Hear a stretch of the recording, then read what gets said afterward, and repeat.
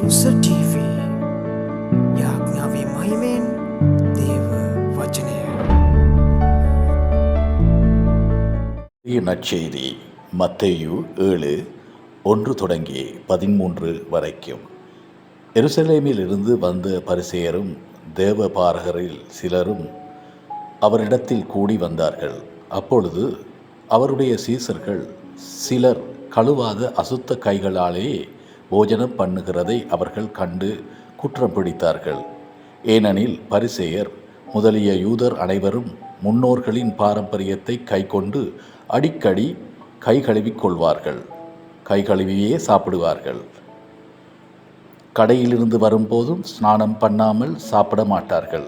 அப்படியே செம்புகளையும் கிண்ணங்களையும் செப்பு குடங்களையும் மணைகளையும் கழுவுகிறதும் இல்லாமல் வேறு அநேக ஆசாரங்களை கை கொண்டு வருவார்கள்.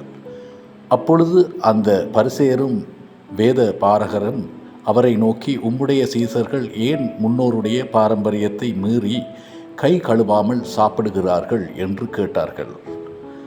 அவர்களுக்கு அவர் பிரத்தியுத்தரமாக, இந்த ஜனங்கள் தங்கள் உதடுகளால் என்னை கனம் பண்ணுகிறார்கள், அவர்கள் இருதயமோ எனக்கு தூரமாய் விலகி இருக்கிறது என்றும் மனுஷருடைய கற்பனைகளை உபதேசங்களாக போதித்து வீணாய் எனக்கு ஆராதனை செய்கிறார்கள் என்றும் எழுதி இருக்கிறதன் பிரகாரம் மாயக்காரராகிய உங்களை குறித்து எசையா நன்றாய் தீர்க்க தரிசனம் சொல்லி இருக்கிறான். நீங்கள் தேவனுடைய கட்டளையை தள்ளிவிட்டு மனுஷருடைய பாரம்பரியத்தை கைக்கொண்டு வருபவர்களாய் கிண்ணங்களையும் செப்புகளையும் கழுவுகிறீர்கள் மற்றும் இப்படிப்பட்ட அநேக சடங்குகளை அனுசரித்து வருகிறீர்கள் என்றார். பின்னும் அவர் அவர்களை நோக்கி, நீங்கள் உங்கள் பாரம்பரியத்தை கைக்கொள்ளும்படிக்கு தேவனுடைய கட்டளைகளை விரயத்தரமாக நன்றாய் இருக்கிறது. எப்படியெனில், உன் தகப்பனையும் உன் தாயையும் கனம் பண்ணுவாயாக என்றும் தன் தகப்பனாவது தாயாவது நிந்திக்கிறவன் கொல்லப்பட வேண்டும் என்றும் மோசே சொல்லியிருக்கிறாரே.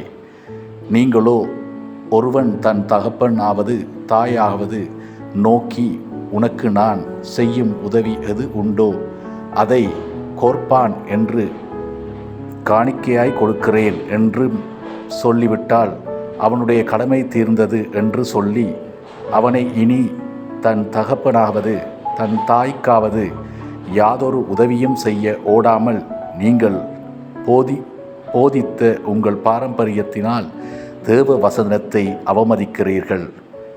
இதுபோலவே நீங்கள் மற்றும் அநேக காரியங்களையும் செய்கிறீர்கள் என்றும் சொன்னார். இது இன்றைய நற்செய்தி. කුරුස TV අපව සබස්ක්‍රයිබ් කරන්න. දෙවියන් වහන්සේගේ වචනය තව තවත් ඉදිරියට ගෙන යන්නට ඔබ අප හා එක්වන්න. ස්තුතියි. ජේසු පිහිටා.